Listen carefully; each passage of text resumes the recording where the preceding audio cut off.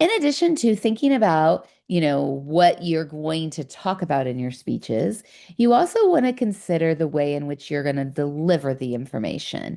And that will impact how you prepare for the speech. So there are different modes of delivery, and making the decision on which mode of delivery you should use is dependent upon usually the rhetorical situation. So there are four kinds that I want to introduce you to and talk about what we will use in Com 210. So we are going to talk a little bit about some football players and their what delivery modes they turn to. So this is a screenshot from a video of the Heisman Trophy celebration or awards announcement. Every year when they give out this award, the recipient gives a speech. And you can see a range of different types of speakers.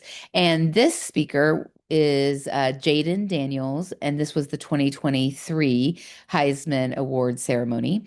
And he, as you can see in the screenshot, is unfolding a piece of paper. So his remarks were written out, in almost prose format, and then he read that to the audience. Manuscript speaking is very hard to do effectively, partly because it really limits your eye contact with the audience. It requires a ton of practice. This style of speaking is a good strategy, especially when word choice is particularly important.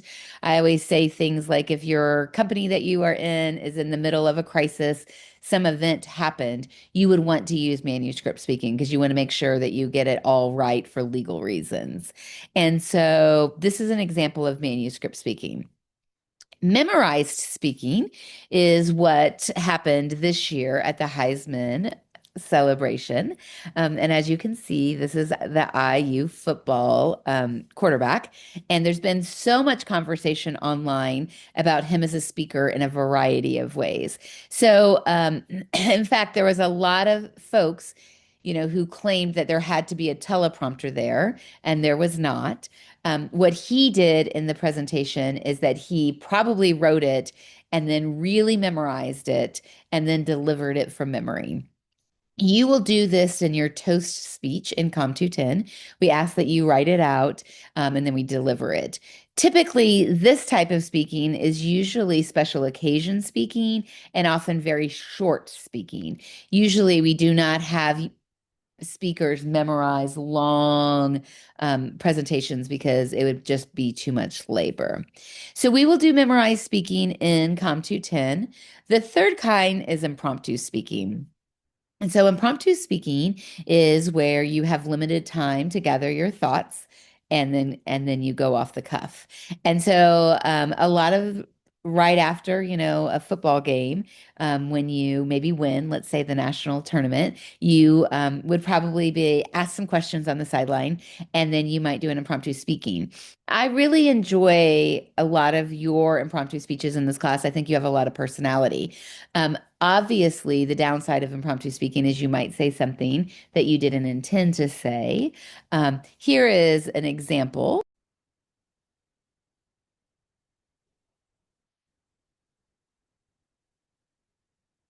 Such a great group of guys. I love you guys. Great job. Let's fucking go.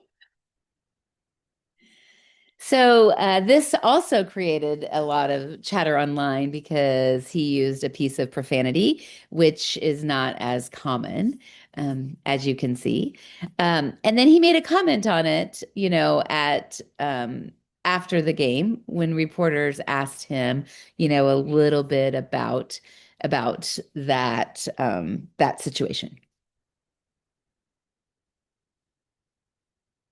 The Athletic Fernando, you dropped a curse word there at the end, something you don't do very often. Where'd that come from? Yeah, I would say overwhelmed by emotion, and it's the pinnacle peak. It's like all season sometimes I've had these cookie cutter responses and media trained responses where it's been like, oh, on to the next game, on to the next play, and now we did it. We did it. So at that point, I think it was only fitting to kind of open the floodgates per se. Probably break my stereotype. He's been around Coach Sig too long. He has an X-rated mouth.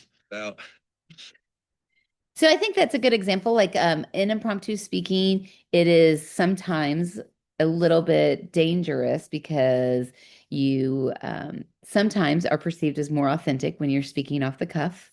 And that can really help increase your credibility.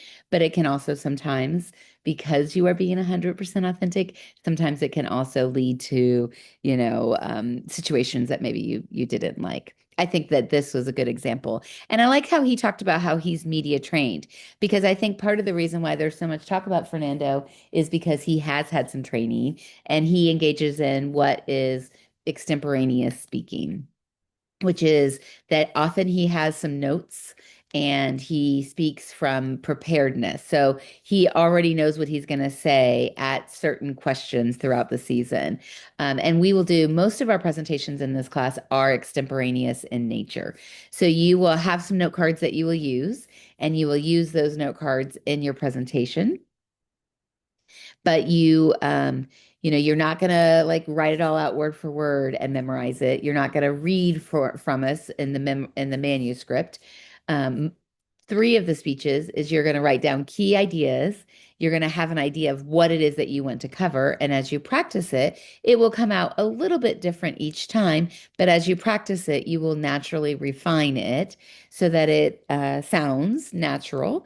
And it's the nicest balance between preparation time and what comes in the outcome. You tend to be very conversational and natural when you have extemporaneous speaking, while simultaneously being able to have direct and sustained eye contact with your audience, which is what we really culturally value. So when you're thinking about speaking outside of this class, you have to ask yourself, what is the appropriate mode? And part of that is, what does my audience expect from me? And also, what is realistic in this occasion? What does this occasion call for? And then also, how much time do I have to prepare? And what is ultimately my goal so that I can connect and achieve whatever my goals are to inform or to persuade?